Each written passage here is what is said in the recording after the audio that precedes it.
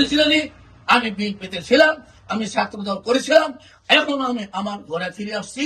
এই বিএনপিতে আজকে আবার নতুন করে প্রেস ক্লাবের মাধ্যমে, সাংবাদিক ভাইদের মাধ্যমে আমি এই বিএনপিতে পূর্ণভাবে যোগদান করলাম। আর দুইবার আমাকে রাজু সাহেব চিরমাইরা ফেল করাইছে এবং আমাকে হয়রানি করছে। আমাকে এই নির্বাচন বিষয়টা আটকায় রাখছে। আমি অনেক হয়রানি হয়েছি। আমি কিন্তু কোন দল করি নাই, আমি আওয়ামী লীগ সমর্থন ছিলাম। কারণ আমি প্রথম 81 সালে এই শহীদ জিয়ার দলের যোগ দিয়া হাটগঙ্গা গিয়া মাইনুদ্দিন ভাইয়া এমপি সাহেবের সাথে, এবং মন্ত্রী ছিল কৃষিমন্ত্রী, আমি ওইখানে গান গাইছি, এই বিএনপির গান গাইছি। তখন আমি বিএনপি করতাম, ছাত্র দল করতাম।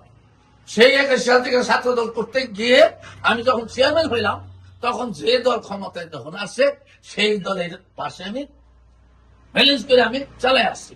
কিন্তু অরিজিনালি আমি বিএনপি ছোটবেলা থেকে করছি।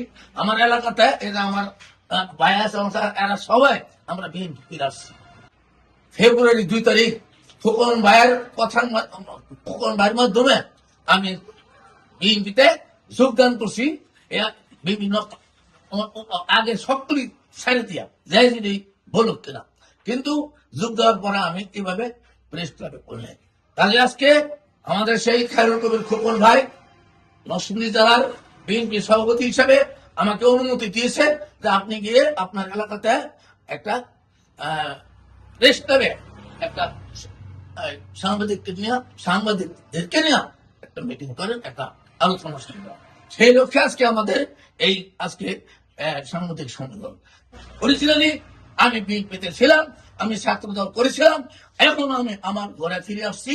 এই বিএনপিতে আজকে আবার নতুন করে প্রেস ক্লাবের মাধ্যমে, সাংবাদিক ভাইদের মাধ্যমে আমি এই বিএনপিতে পূর্ণভাবে যোগদান করলাম। আজকে থেকে আমি সকল এমপি মন্ত্রী যারা আছেন সবার সাথে আমি ফুল দিয়ে তাদের সাথে দেখা করবো। বিএনপিতে করেছিলাম, বিএনপিতে এসেছি এবং বাকি জীবন বিএনপি করেই আমি থাকতে চাই। ধন্যবাদ সকলকে।